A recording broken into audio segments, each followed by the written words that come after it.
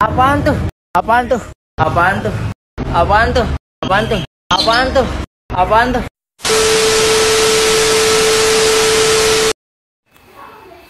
Assalamualaikum warahmatullahi wabarakatuh. Sebelumnya perkenalkan, nama saya Muhammad Nurul Barok dengan NIM akhir 034. Saya dari kelas 3C Tadris IPA. Di sini saya akan membacakan materi tentang pengertian tentang biologi sebagai ilmu.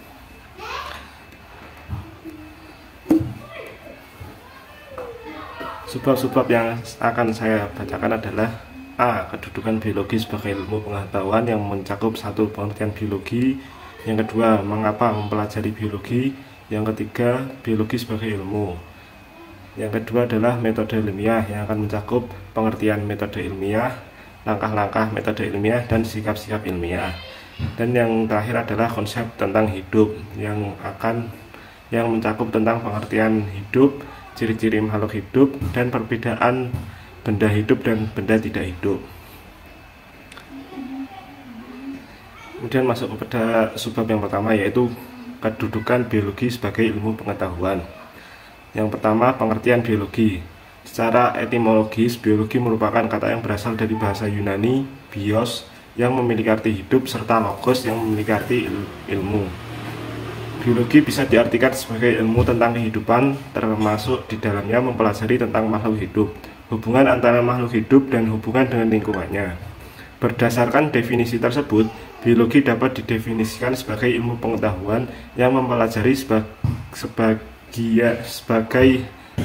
mempelajari segala hal tentang kehidupan di bumi, mulai dari manusia, tumbuhan, hewan, sel, serta lingkungan tempat hidupnya.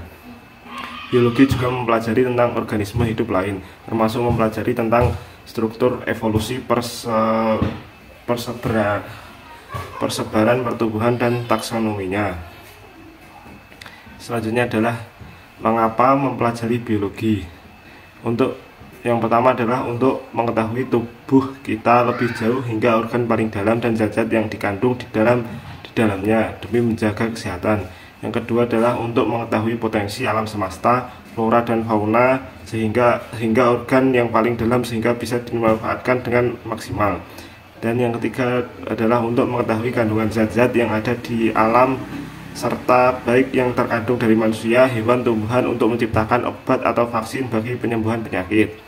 Yang terakhir adalah untuk mengetahui berbagai jenis penyakit atau kelalaian tubuh sehingga kita bisa mengerti cara bertindak yang efektif demi penyembuhan atau pemulihan kondisi tubuh. Selanjutnya adalah biologi sebagai ilmu. Berdasarkan makhluk hidup sebagai objek studi atau bidang kajian, maka biologi dapat dibagi menjadi tiga, yaitu A. Mikrobiologi, yang kedua adalah botani, dan yang terakhir adalah zoologi. Mikrobiologi yaitu cabang biologi yang mengkaji seluk-beluk mikroorganisme termasuk dalamnya virus, bakteri, jamur mikroskopik, alga mikroskopik, dan protozoa. Itu adalah contohnya. Selanjutnya adalah botani. Botani yaitu cabang biologi yang mengkaji daun dan tumbuhan. Selanjutnya adalah zoologi, yaitu cabang biologi yang mengkaji dunia hewan.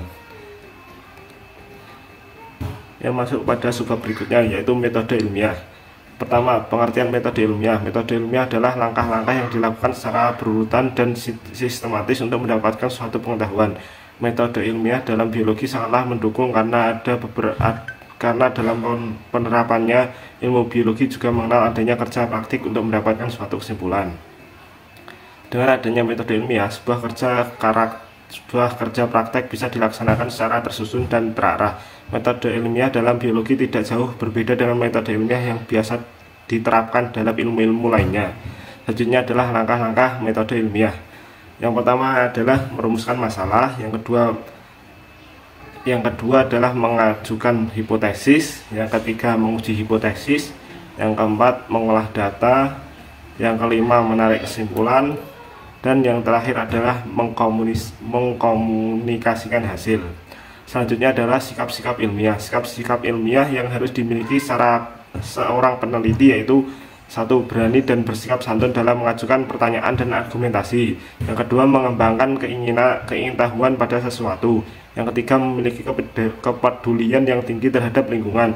Yang keempat adalah berpendapat secara ilmiah dan kritis. Yang kelima adalah berani mengusulkan berbagai perbaikan dan bertanggung jawab terhadap usulan-usulan yang diajukan.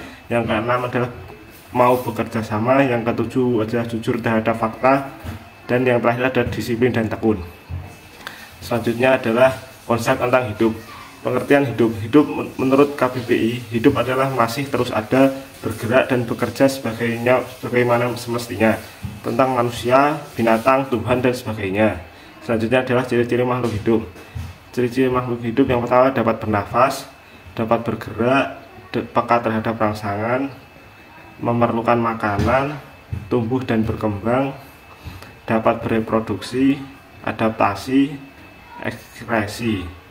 Yang selanjutnya adalah perbedaan benda hidup dan benda tidak hidup. Yang pertama adalah bentuk dan ukuran, itu jelas berbeda. Selanjutnya adalah komposisi kimia, selanjutnya organisasi, selanjutnya adalah metabolisme,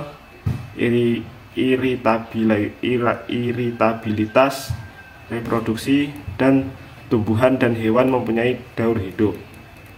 Sekian materi yang dapat saya sampaikan. Terima kasih. Kurang lebihnya mohon maaf. Wassalamualaikum warahmatullahi wabarakatuh.